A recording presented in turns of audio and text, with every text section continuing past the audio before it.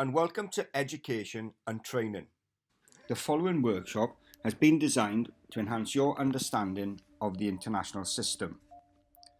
Whether you are a soldier or an officer, throughout your career you will be required to understand the relationship between the government and armed forces, and the relationship between security and defence policy and how these policies are created.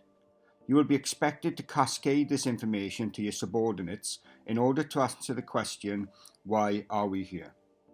The workshop consists of two activities.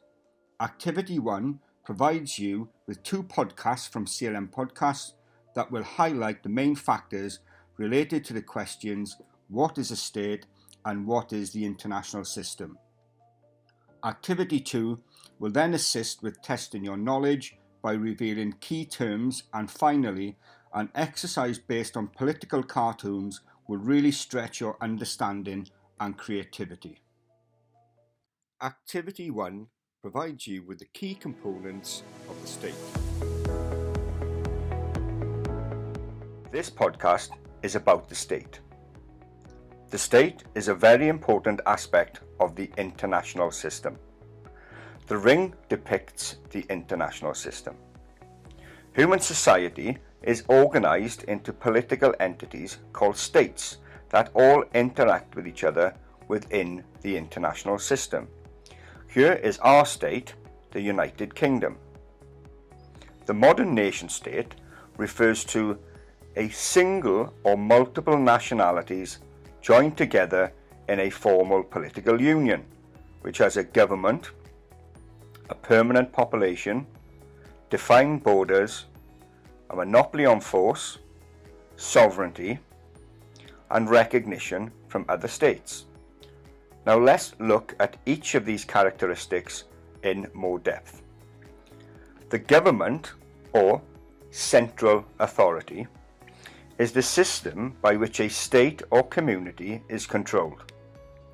There are many different types of government, from theocracy to democracy, communism to liberalism, aristocracy to autocracy, and you could name a few more, and to be honest, it gets a little confusing.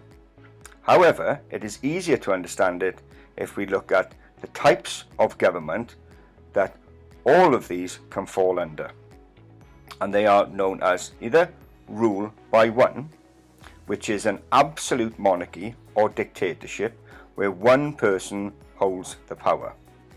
Don't confuse this with a constitutional monarchy like ours. Our Queen acts as our head of state and has a role within government. However, the Queen cannot start dictating to Parliament or making decisions that would affect the state, whereas leaders such as Kim Jong-un of North Korea or King Salman of Saudi Arabia hold absolute power and can make decisions that affect everyone in the state without their authority being challenged. Or we can have a rule by a few, an oligarchy. An oligarchy, or well-known oligarchs, were the Spartans, who had 2 kings and a council of 15 ephors who would make all the decisions for the state. The Spartans believed this form of government was in everyone's best interest, as the few in control were considered the best educated and most experienced, and therefore best placed to make decisions that would affect everyone in the state. Russia and China are examples of modern states that believe in this principle. Or rule by a majority, a democracy. The word democracy in Greek means demos, people, and krasi, rule. Therefore, the people should rule. This form of government came about when the people considered either the oligarchy or dictator they lived under to be corrupt and not in the interest of the majority of the people, and therefore the people should hold the power. Most modern states are democracies or aspiring democracies, and it may seem to make perfect sense that the majority should rule. Why then do some states oppose democracy? Well, consider this. Did you vote in the last general election? And if so, did you really understand what you were voting for by reading the manifesto of the party you voted for? Also, did you read the manifesto of the other parties to see what they were offering? If not, what were you actually voting for? If you'd like to find out more about democracy, where it came from and how it evolved, please view the Democracy podcast. The other type we need to consider is no rule or anarchy. Anarchy simply means leaderless. This concept does not exist for any state, as all states have some type of leadership or central authority. However, it is an important concept to understand for the international system, as the international system is considered to be anarchic. The international system that all states live in do not have a central authority or recognized government that can enforce laws or enforce behaviors within the international system.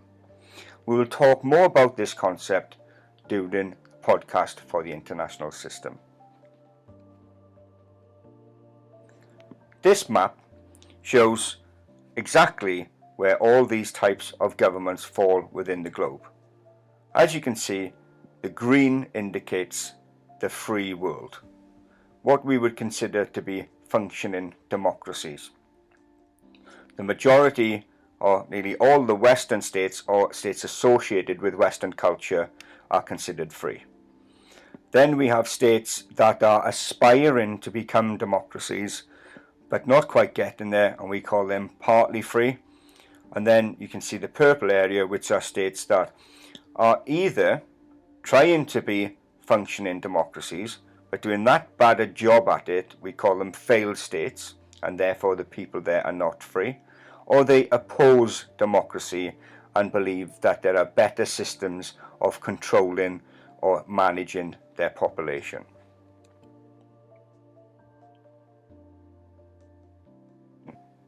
The population is the people that live within the state. The UK is made of 4 distinct nationalities that are governed from the central authority in Westminster. These are England, Wales, Northern Ireland and Scotland.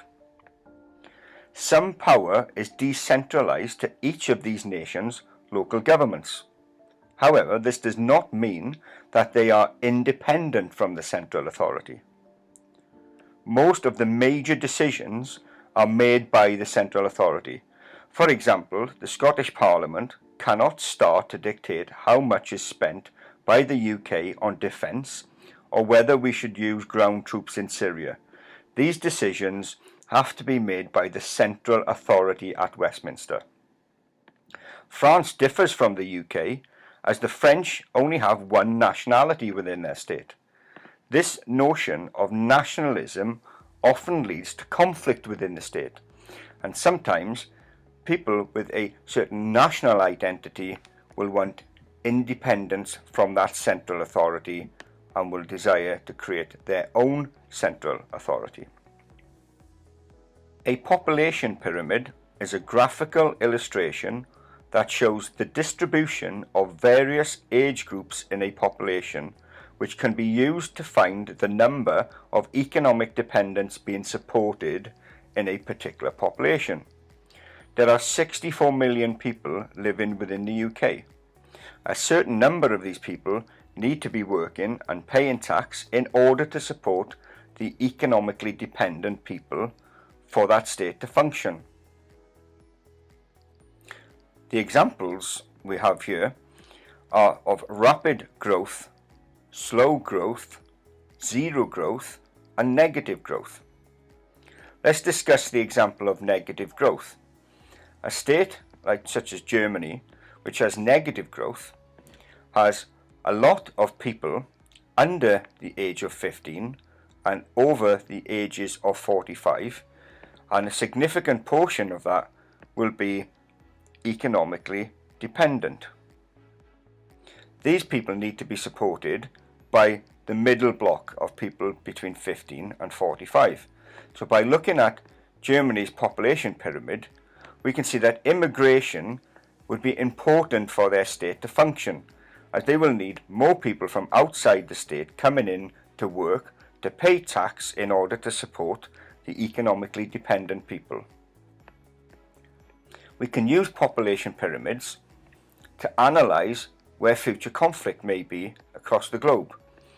For example, states with rapidly increasing populations, there is going to be a resource deficiency, which may lead to conflict within those states or between states.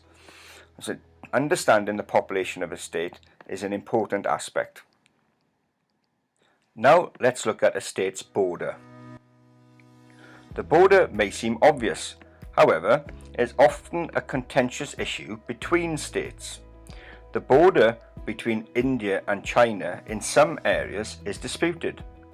The shaded area indicates where the states disagree.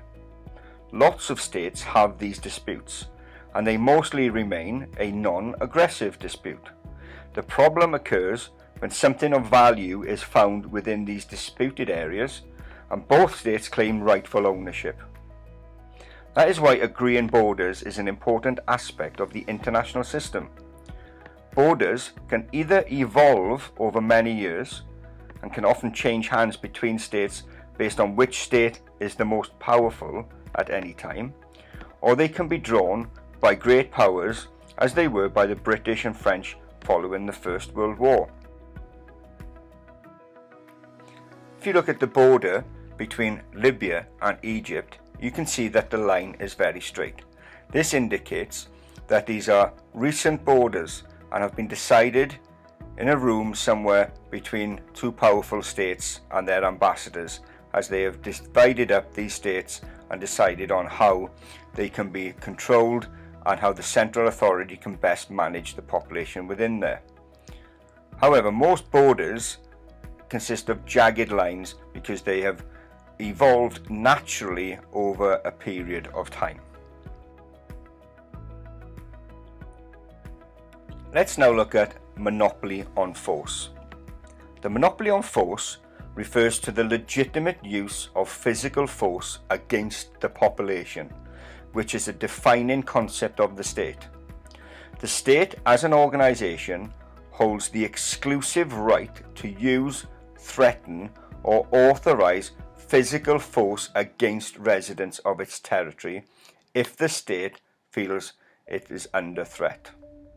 For example, if a minority of the population were using violent tactics against the government, we would acknowledge that it was right for the government to use force in order to protect the majority of the population. There is always contention when a central authority uses force against its people. The conflict in Syria is a good example. Is Assad using force legitimately in order to stabilize Syria? The Russians and Iranians, both oligarchies, believe he is. However, Western democracies believe he is not and should be removed. We believe that the majority of the people there are being oppressed, and that this monopoly on force concept of a state can be removed, and we should be able to intervene in order to restore a government that can do the job properly. This leads on to sovereignty. Sovereignty means a state or governing body has the full right and power to govern itself without any interference from outside sources or bodies. In political theory, sovereignty is a substantive term designing supreme authority over some polity. It is the basic principle which comes from the Peace of Westphalia. Who do you think is sovereign in the United Kingdom or Saudi Arabia? Well, as I said earlier, in Saudi Arabia, the king has absolute power, and therefore he is sovereign. You may think that the Queen is sovereign within the United Kingdom, but remember I said that she does not hold real power. the power is held by the people, as we are a democracy. Although Parliament make decisions, they are elected to be there, and if those decisions are seen to be not very good, then the population are the people who have the power to remove them. So really, sovereignty lies with the people within the United Kingdom. There are 193 sovereign states within the world. The world's newest state is South Sudan, which separated from Sudan in 2011. Now, this means that this state has now a defined border. The newest border would be the line that separates it from South Sudan and Sudan. The people within this state can now make decisions that affect just them and not the people outside of their borders. Now let's turn to arguably the most important aspect of a state, and that is recognition by other states. Let's look at an example of a state seeking recognition. Kosovo is a state that is seeking to be recognized by the rest of the world as an independent political entity and not part of Serbia.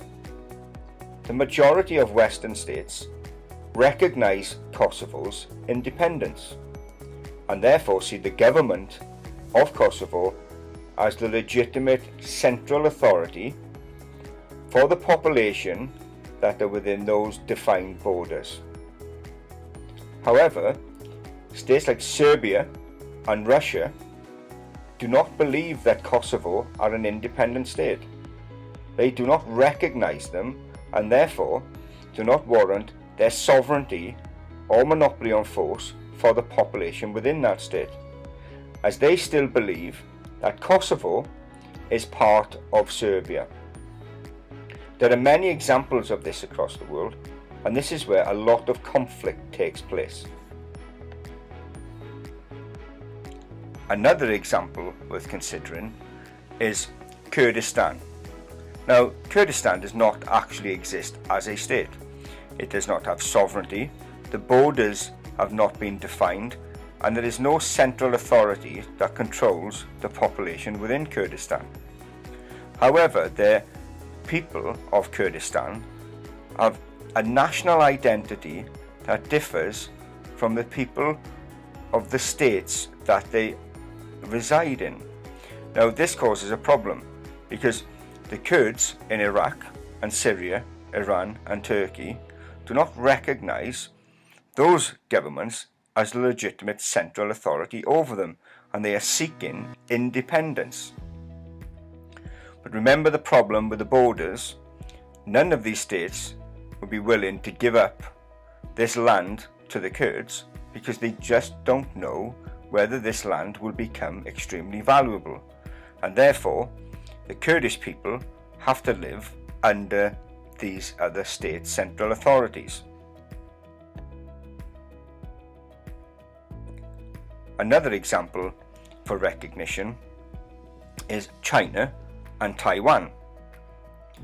When China went through a civil war after the Second World War, the government, the nationalists of China, were losing to the communists.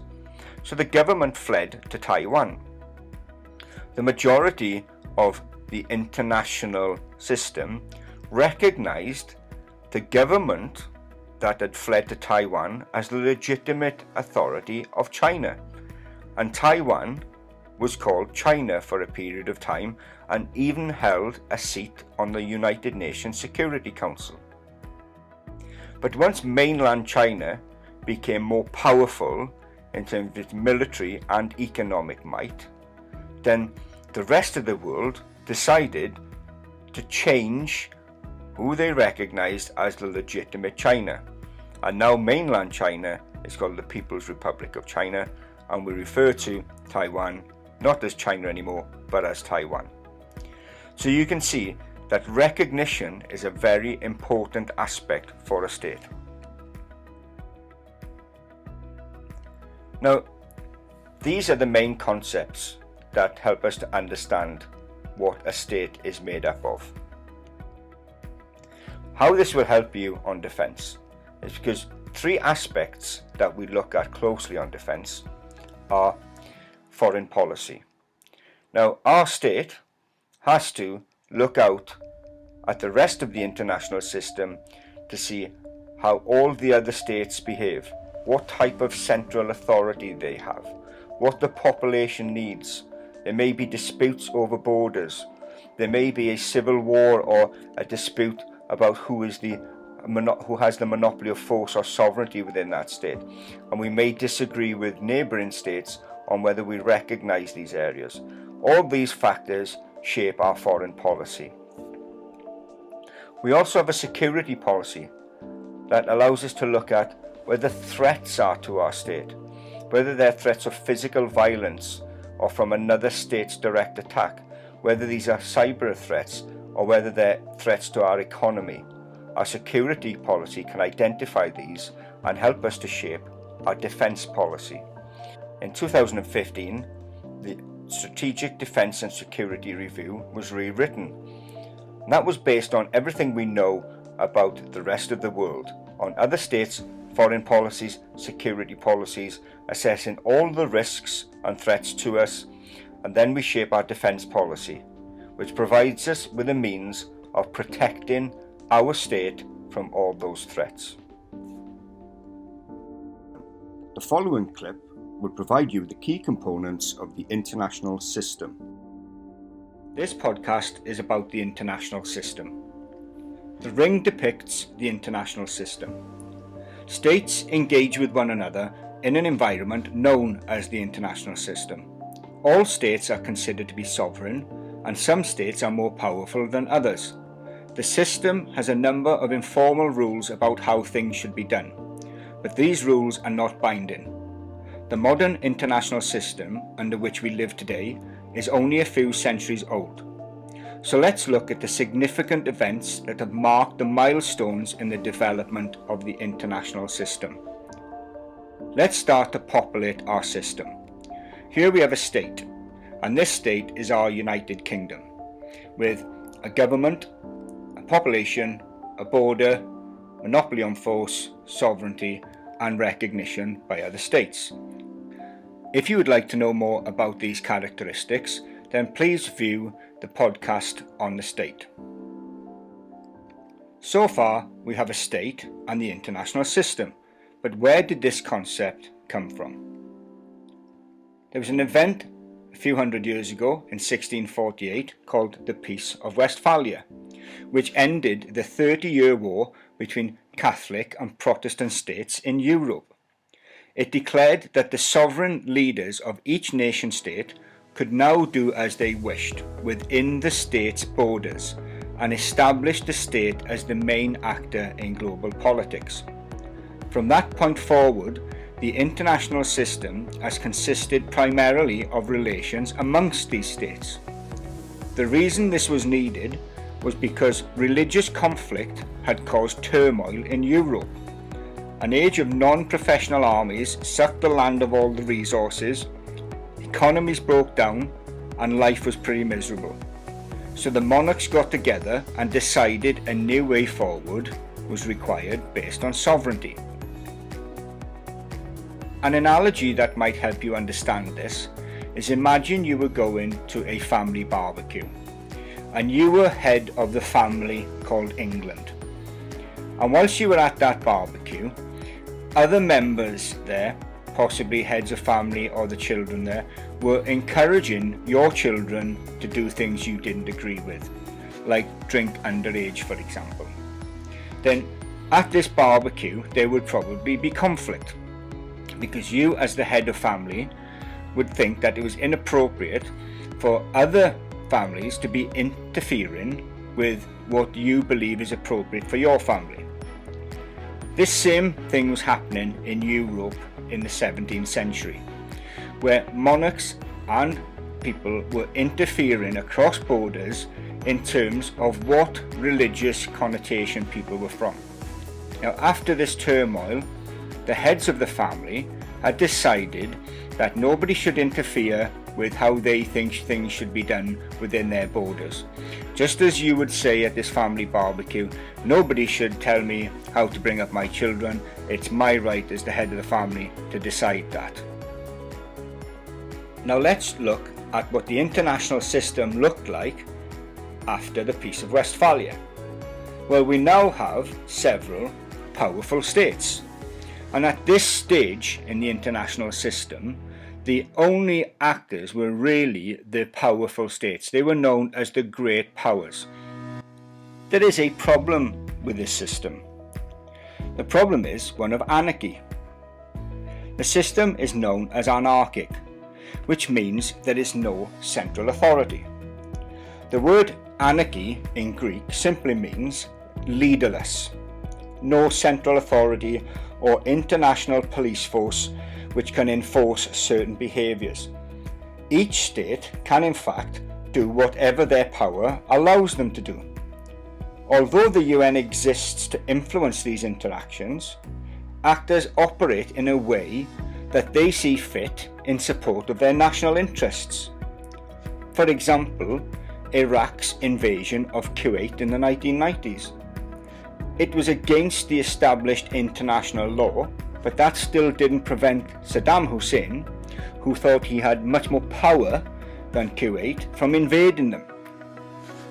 So, in order to deal with this problem of anarchy, the international system has had to resort to something called the balance of power. The concept of the balance of power is that if powers are equal, then that will avoid conflict, as no one power has the certainty of victory.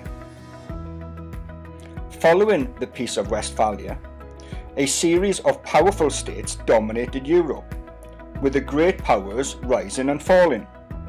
Weaker states often banded together to prevent dominant powers from becoming too strong, a practice known as preserving the balance of power.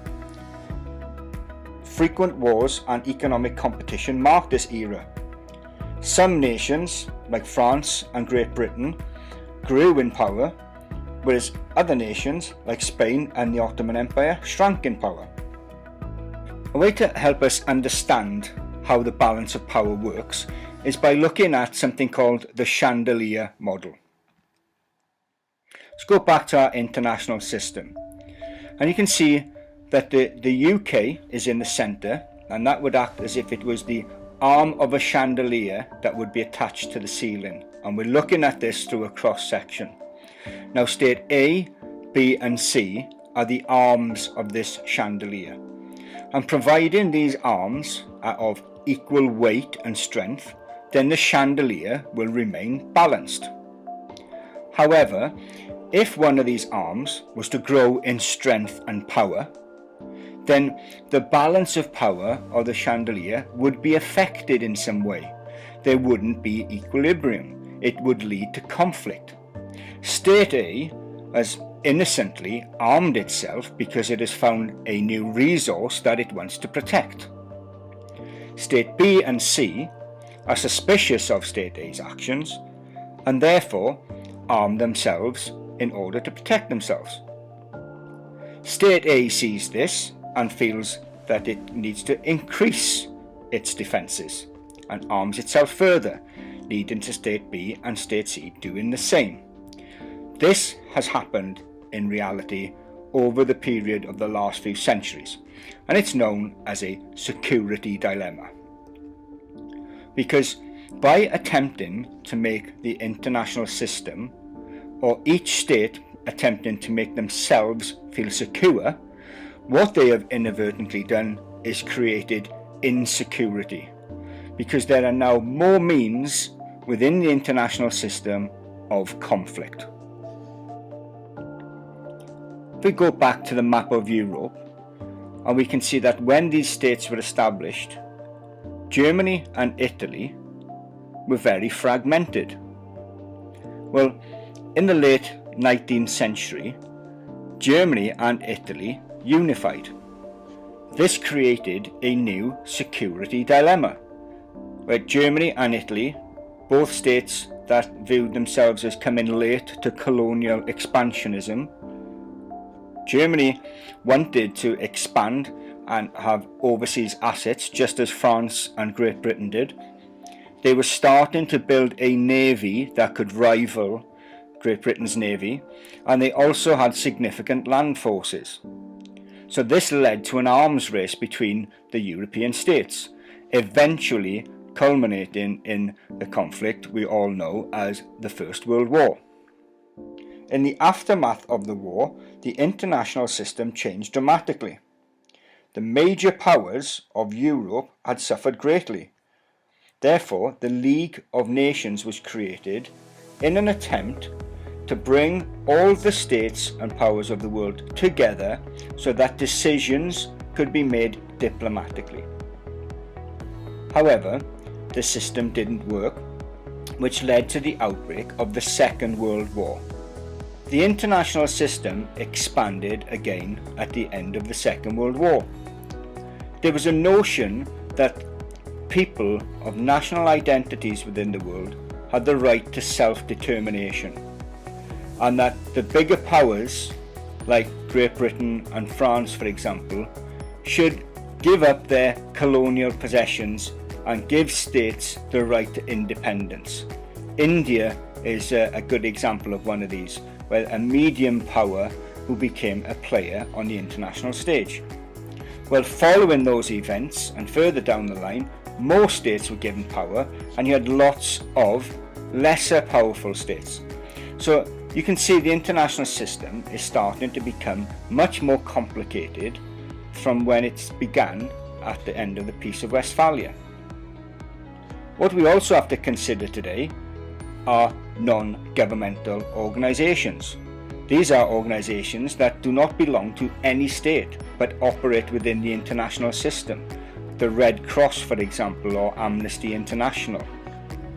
We have multinational corporations like Google that have headquarters in more than one state, that are quite rich and powerful and can play a significant part within states, specifically states that do not have a large economy.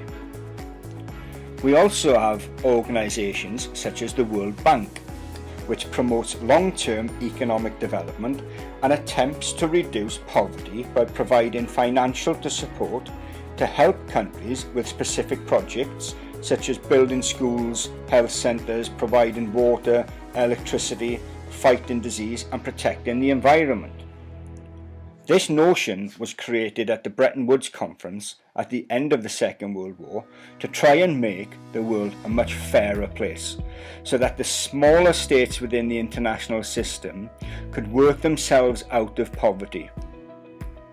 We also have the International Monetary Fund, which promotes international monetary cooperation and tries to make it fair for exchange rates. It also provides loans to states that may be struggling in terms of paying back their debts. The most significant organisation that was created is the United Nations, which is an intergovernmental organisation which is there to promote international cooperation. It was a replacement for the ineffective League of Nations, and the main or the central mission for the United Nations is the maintenance of international peace and security. If you would like to know more about the United Nations and its main organs, then please view the United Nations podcast. Today's world also has to consider radicals or extremists, who also operate on a global scale. This is mainly due to them opposing globalization, and we call this the backlash to globalization, whereas these radicals and extremists do not want their culture to be assimilated by Western culture, which is seen as the dominant culture within the globe at present. New World Orders. The end of World War II marked a decisive shift in the global system. After the war, only two great powers remained, the United States and the Soviet Union. Although some other important states existed, almost all states were understood within the context of their relations with these two superpowers. This global system is called a bipolar system.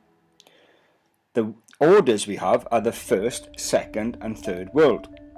The first world is considered to be the states that industrialized first and associate themselves with Western democratic culture. And they're the states that are in dark blue and light blue. The second world is the area of the globe that industrialized second and are associated with Russia or socialist states, and they're the ones in dark red and light red. And then we have the third world order, which are the states in green. You associate the third world with poverty or dilapidated states. However, it just simply meant that these states were not aligned to first or second world, probably because they didn't have enough to offer. Then we have the non-aligned states. These are states who may have consciously objected to align themselves to either the first or second world, but may have a significant amount of power and could have. India, for example, which is a nuclear power now and with a significant population, was in the non-aligned movement following the Second World War. Whereas today, you would probably consider India to be within the First World Order, as it is the largest democratic state on the planet. There are two main political theories that we need to understand. They are liberalism and realism. Realism has been the dominant political thought in international relations. Realists base their argument on the theories of traditional realists such as Thomas Hobbes and Edward Carr, who all advocate the political doctrine of raison d'etat, or reason of the state. Realists believe that human nature is self-centered and competitive, and therefore protecting self-interest is of utmost importance in order to survive. Realism is centered upon four main propositions. The first we have discussed, anarchy, which is that international system is anarchic and that no actors above states exist. Therefore, states must regulate their own interactions, as the international system is in a constant state of antagonism. Therefore, states must also respect each other's sovereignty. The second proposition, egoism, is that states make rational and intelligent decisions in pursuit of their own selfish interests. The third proposition, groupism, is that states are the most important actors and power is referred to as a system of polarity. We can see from the New World Order that it is a bipolar world with only two superpowers, the US and Russia, and all of the other states have a choice between either of these larger powers. If we go back to the Peace of Westphalia, there were several powers that was known as a multipolar world. Well, some would argue that today is a unipower world, with the US being the only dominant superpower. Others would argue that a new multipolar world is emerging, as states such as India and Brazil, nuclear power and large economies are emerging that could challenge the US authority. States like China and the European Union that can also challenge the authority of a unipolar world. The fourth proposition is power politics, which is based on the state's primary concern of its own survival through the use of force. Realists also argue that their philosophy is based on the real situation, and they accuse liberalists of basing their approach on the way it should be. Liberalism is a political thought which considers the relationship between the government and the population. Traditional liberalists were John Locke and Immanuel Kant, who challenged realist thinking and proposed that government should be based on ideas such as freedom of speech, freedom of religion, free markets, democratic societies, secular governments and international cooperation.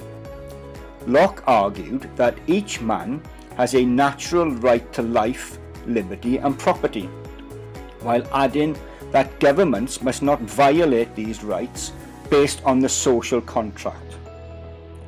What he was arguing is that the government has a contract with the people. This social contract is that they have a duty to provide these rights for its citizens. If the government is failing to do that, then what liberalists believe is that this government should not then be recognised by other governments. It does not have sovereignty or monopoly on force for the people within that state. Now this is an important concept to understand, as it divides this bipolar world that we can see. We, the Western liberal states, believe that if a corrupt government is not doing its job properly, that we can intervene in order to protect the majority of the people of that state. Whereas the realists still believe in the principle of sovereignty. They remember the events of the Peace of Westphalia, and they remember the chaos that could have been created at that family barbecue. And if we do not respect each other's sovereignty and we start intervening in what other governments are doing, then it will only lead to conflict. So therefore it doesn't matter what the government is doing. Realists say that you should not get involved. A good example of this at the moment is Syria, where we, the West, probably accuse Assad of not being fair to his people and breaking this social contract, therefore giving us the right to intervene and protect the people, whereas the realist states believe that the most important aspect here to protect the international system is to support the government of Syria in creating a stable state. Liberalists also believe that war is an outmoded method of settling disputes between states, and that liberal democracy could create perpetual peace. Liberals believe that the international institutions such as the World Bank, the IMF and the United Nations play a key role in the cooperation among states, that the balance of power system does not work and the world is increasingly interdependent and interconnected. Let's go back to the international system to see what interdependence means. As we can see, the international system is already looking much more complicated than it did at its creation, the Peace of Westphalia.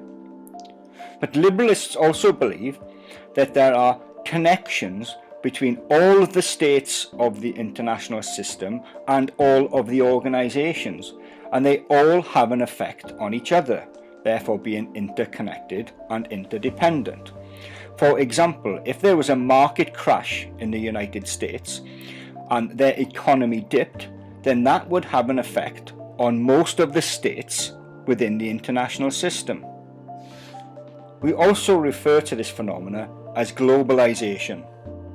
Globalization is a term describing the phenomena of human society becoming interdependent and interconnected. This phenomena can be examined through what is called the three waves of globalization. The first wave was the Age of Discovery in the 14th century.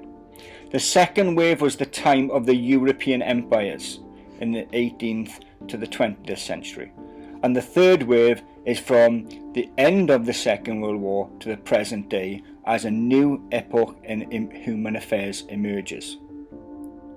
These periods have all seen human society become more interconnected and interdependent, leading to an assimilation of one society by the more dominant society. Human society is arguably progressing towards sharing the same social space on a global scale. This is due to an advancement of technology in communication and travel. Long distances are now breached in a fraction of the time, allowing people to travel more freely, spreading ideas and culture, which builds societies that are more interconnected. Communication is now instant from one side of the globe to another, making commerce and interchange between societies much easier. Some argue that globalization is bringing human society closer together, whilst others point out the tensions and conflict that is created as a result of globalization. For example, some of the smaller states within the international system can be taken advantage of by the more powerful states with their improved connections throughout the globe. In summary, in order to understand the international system properly, you need to understand the political theories of realism and liberalism. Realists do have a point that the system is anarchic and it's based on sovereignty, and if we respect each other's sovereignty and do not intervene with what each state is doing, then there is a good chance we can avoid conflict. However, the liberalists recognise that despite respecting each other's sovereignty, the world has become interconnected and interdependent, and what happens in one state can affect all the states within the international system. And therefore, this presents an argument of whether the state system that was created at the end of the Peace of Westphalia is now due for an overhaul. Possibly we need a new system, one with a world government, a real central authority that can enforce behaviours. I'll leave that for you to decide, and hopefully it will raise some interesting discussions. Activity 2. Watch the following clip and discuss the meaning of the word.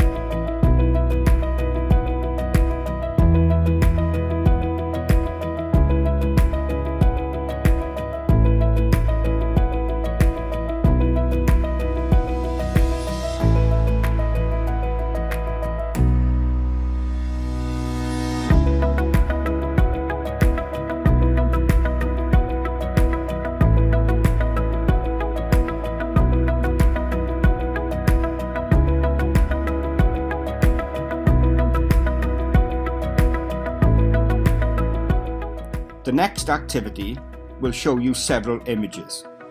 Select or appoint a person or group to each image. Allow time to construct a brief to describe the image. You should consider the key event. What implication did the event have? Try to link as many words from the previous exercise to your image. Discuss what some of the depictions in the image actually mean.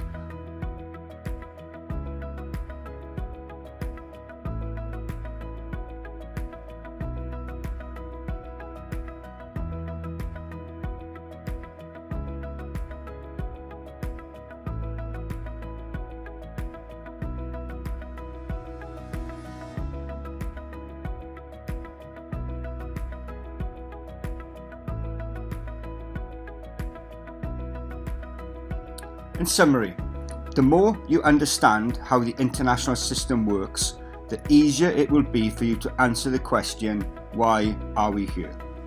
When deployed on operations, understanding the bigger picture is a real motivator for you and your subordinates. If you've enjoyed this workshop, then please visit Education and Training for more options.